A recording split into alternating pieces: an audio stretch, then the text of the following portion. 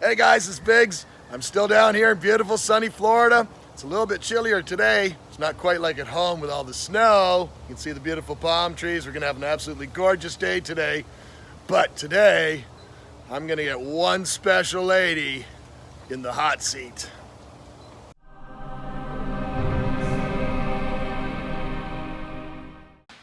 All right guys, I told you we had somebody pretty special in the hot seat today. The one and only, you know this lady, the absolute monarch of fish, the one and only Miss Sandy Moore.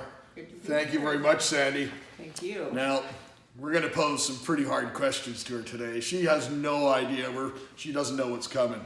Scared. A bit. I'm sure you are. You never know what's going to happen. I had to make some notes because this was kind of the most hot seat. Things are usually all spontaneous. I don't really prepare for them. Sometimes I have cards. Clearly left those at home in Canada. But so I just kind of wing it today. You've spent your entire life surrounded by fish. Yes. I'm kind of surprised you're not a mermaid, but what would be, if you could recount back, maybe tell us, what is your earliest memories of fish? My first fish came from Woolworths, so that dates me. It's only a couple years ago. When I was 5, and then I got a big present for Christmas one year, and it was big. It was like a meter square, and didn't know what it was. Look at her putting the Canadian system of measurements on there. That's a nice touch. And I didn't know what it was, and it was out in front of the Christmas tree for, of course, what felt like a month. I'm sure it was like a day. And I didn't know what it was, and I kept pestering my dad for, tell me what it is, give me a hint. And he's like, it's a dead St. Bernard. It turned out to be an aquarium kit, and that was great. So and you were sad because it wasn't a St. Bernard that was dead. No. You were totally sad. I wanted a live St. Bernard, for sure. Yeah, because I've noticed your other dog that you have here. You have a very good selection of dogs that live in South Florida. Yeah. She has a Siberian Husky in Florida. Yeah. And she makes it snow in here on the daily. Oh yeah, there's hair everywhere all the time. Good choice. Yeah. Okay. Are you able to breathe underwater yet? I'm growing gills. I figured you would be. Okay. Top 10, or you can even narrow it down to my absolute favorite fish. Be fresh or marine. My absolute favorite fish ever is Nanostomus sb. I'm crazy about it I don't know why, because I love it. That's pretty much bait. That's not even one of the super. Fish. That's not one of the super sexy ones. It's super sexy to me. What's the one that pencil fish that's bright red? Oh, Nanostomus Morton Thalorite. That one's outstanding. Yeah. I love toucan tetras. It's like my favorite fish of the day. But that's one of the newer ones. That's only kind of a recent discovery species. Right. Yeah. But as a kid, I kept the stables. I kept guppies. I would go and collect mollies out of the ditches by the fish farms. Well, you just posted a video the other day of I wish I wasn't dressed this way. I'd go collect fish. Exactly. And that's really in the ditch that surrounds the property at Segrest. Exactly. Yeah. Okay. That's your favorite fish, but what about real fish? Let's talk cichlids now, okay? Because that's where we really want to go. What is your favorite cichlid? Today I would think it's labradins, but that's subject to change. Which one? I don't know. The gold, the blue, the white? Blue, probably. The blue, so that's Pantostictus. Okay. She wasn't prepared. I'm not prepared. This is why it's called the hot seat. I'm starting to sweat, actually. Yeah. Now, your day in, day out is not always fun. You face challenges that most people have no concept of, trying to fight in this type of an industry and stuff like that. What do you see as the absolute biggest challenges facing the aquarium industry in today's world? The biggest challenge to maintaining this hobby, I think, going forward, is so much pressure from animal rights for people to stop owning animals of any kind for any reason. Well, I only have a couple. We got 3 dogs, a room full of fish. We got 4 children. Does that count? We got cows, pigs, goats, chickens, guinea fowl. I'm sure I'm missing something. Turkeys. Right.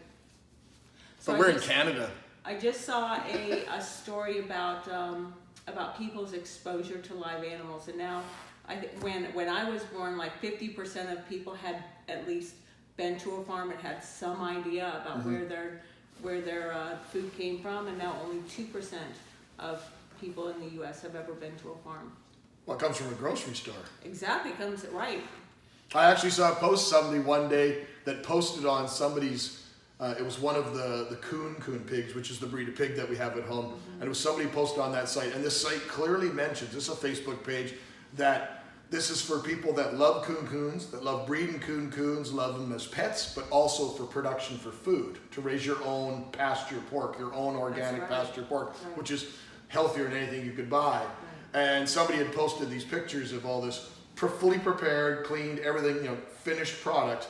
And somebody was so insulted that they would do this. Why don't they just go to a grocery store and buy meat like everybody else should? And I'm like, where do you think the meat came from?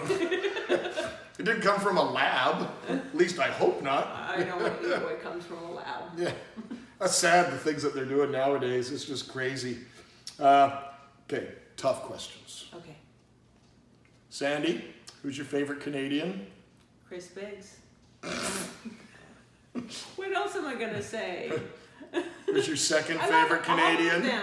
I love all of them that come from Winnipeg. I think that you have one of the most fun and down-to-earth fish clubs there. We have to be. Love you guys. Because it's cold. What else are we going to do? I know. I think that's actually why you guys are so nice, because you have to be. You're inside with each other stuck all the time. Yeah. Nobody wants to go outside. Now, with your position, you're the president? Yes. Yeah, president of Segrest Farms. That is in North America. That's without a doubt the absolute largest aquatic, what do we call it? Fish. It's not just a fish farm. It's an entity. Right. You guys have buildings all over the place, and you guys are breeding. You're putting people under. You're buying stuff from all over the world. But with your position, you're forced into a position, horrible position, where she has to travel the world constantly. I can imagine the challenges that must pose for you. But and you're doing that to build your relationships with your producers and all your collecting partners all over the world. What would you say is your absolute favorite country to visit? Besides Canada. Besides Canada. Yeah. It's a tough one. Besides Canada, in Europe, my favorite is the Czech Republic. I think that the breeder network there is fascinating. It is so interesting to go into a garage where somebody is so specific about their hobby.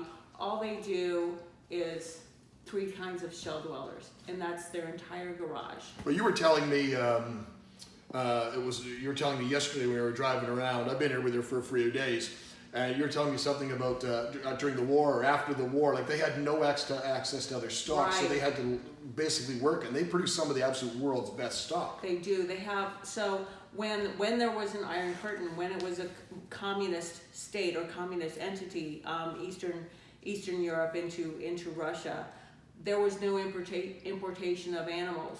So what they had, they already had in their possession. So they had to improve the genetics in order to keep those lines going. And then they also created a bunch of just fantastic line bred variants.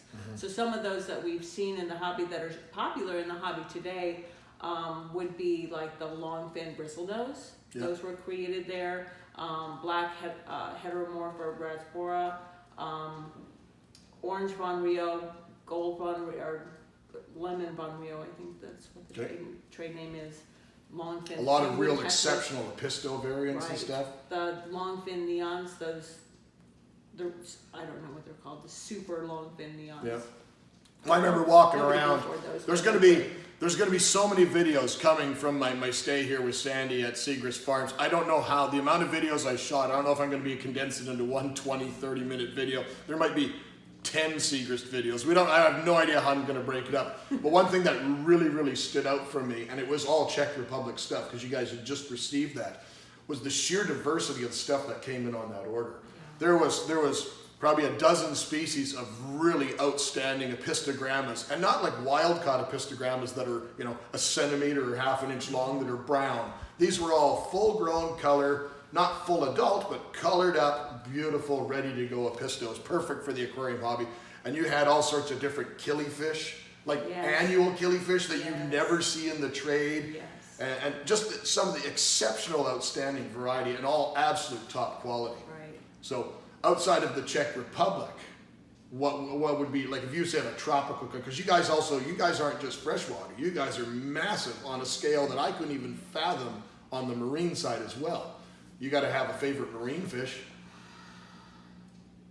I don't. I'd say if I had to pick a favorite marine fish, and as most people will know, marine is definitely not my thing, but if I were to pick my favorite marine fish, and it's based just on personality and color and stuff, it would have to be the harlequin tuskfish. That looks like a kid's drawing with crayons. I just think that's such a cool fish. But I think for me it'd be Mandarin goby, just because they look psychedelic. But it's also a fish I wouldn't own because it's so specialized in its feeding. And that is one of those ones that in the trade was one of the most common first imported fish. Right. They're breeding them now, right? Because it was so easy to catch. They're breeding those in Hawaii, is it? They're breeding them in Palau now. They're okay. collecting the eggs and growing them out. And so those fish will eat prepared food, but wild fish will never be trained to eat prepared food. Okay. That's always been the biggest challenge. I remember they used to bring in Moorish idols all the time. And you'd see them languishing in stores all over the place. And they're a sponge eater, I believe, are they not? A super specialized sponge eater? I don't know what they are. I haven't carried them in 10 Nope. years. Because of that. Because of that, right. It's hard to see a fish waste away because you can't provide what it needs. Yep. Now, we haven't done, because we've been just doing so much stuff, but I know from many people, and a couple of people yesterday says Sandy, she's an absolute avid chef. She has a true passion for cooking. You got a library full of cooking books and everything like that. You've got clearly a chef's kitchen. Do you think that your pet bird, Miss Scarlet, your rose-breasted cockatoo, secretly thinks and worries every time the recipe calls for chicken? Does the bird get eerily quiet and like completely behaves? Because this bird chirps and makes noise all day and everything. Do you think when you're preparing that it's kind of like watching out of the corner of her eye, just pretending he's not there or she's not there? Do you think that happens? I do. Because birds are food, not friends, Sandy. You should know that. They are, and I make her an organic diet. Okay. All right. I won't pester her about her bird. So if you had a crystal ball, yes. which most people don't, you're not a witch, right? No, mine's in the shop. Okay. Yeah. So if you had a crystal ball, where do you see this industry going, the tropical fish industry going in 10, 20 years? Because the industry is being attacked on every front. They are. And not just fish, reptiles, birds, pets, like you said. Right. Keeping an animal in captivity is being attacked on every front. But you also don't have just that aspect. You have the advancement of technologies. Everybody walks around staring at their phone all the day, watching Biggs' YouTube videos. That's right. But that video games and all those sort of things, where do you see this industry going? Do you think we're going to survive? I do. Yeah. I do. The interaction, millennials, this is not a popular hobby so much with millennials because they're on their screens. They can't seem to get away with them from them. The generation following them, Gen Z, it's not a novelty to them having screens. They want to have real interactions with animals. So yeah, I do believe that the hobby will survive, and I think stores will have to professionalize. Yep. We can't get away with the pet stores of my youth. Yep. They'll become places where you come in and see a lot of inspirational tanks, have different ways of educating the consumer than maybe they did when I was a kid. Yeah, I agree with that 100%. Like, we used to have, I remember growing up, we had these big, massive stores, and I worked for a big chain store in Canada, and it did an exceptional job in the late 80s going into the 90s. And then they kind of those stores are still there, but they kind of went in decline, or they actually pushed out most of the mom and pop stores. And then they've kind of gone down a little bit, and the mom and pop stores seem to be coming back with a vengeance, but they're exactly that. The ones that are successful are really looking outside the box and doing things that are just crazy. There's that one store in Detroit we were talking about where these guys just push the envelope all the time. And when you walk into that store, you're transported into different worlds all the time. You're in the jungle all of a sudden, then you're underwater. And this is in a pet store in Lansing, Michigan, of all places. You know what I mean? Like you wouldn't think that's the place where I'd be able to go and do that. Right. And it's a destination. People travel from all over the country to go to stores like that because it's such an immersive experience. Yeah. And the changes, like I've noticed a big change. You and I, we've both been to shows on the industry side, not necessarily hobby shows. And that big show that we've been to in Germany a few times, that one there kind of shows you what's kind of coming in the industry. Right. And in Europe, there's a real strong focus on natural. You don't see the pink gravel, the SpongeBob ornaments, the sunken ships. You don't see that at all really in Europe. A very strong focus on natural. So here we have natural gravels and substrates, and then we've had different types of woods. But the amount of stuff of those type of things that are becoming available, and all these different botanicals and everything like that, who would ever have thought? I would never have dreamed 25 years ago that, hey, I'm going to pick up all the leaves off my yard and I'm going to throw them in my fish tank with a bunch of twigs and branches and create this absolutely stunning black water environment. That's right. But that's where it's going. That's right. Yeah, I planted catawba trees just to have those leaves because we use them in our discus system for the tank-raised Asian discus because it calms the fish down. Yeah, well, there's actually medicinal benefits out of those who would have leaves. thought? But I think a lot of America doesn't. That our consumer just doesn't know where that's coming yet because they're not seeing that kind of inspiration. Yeah.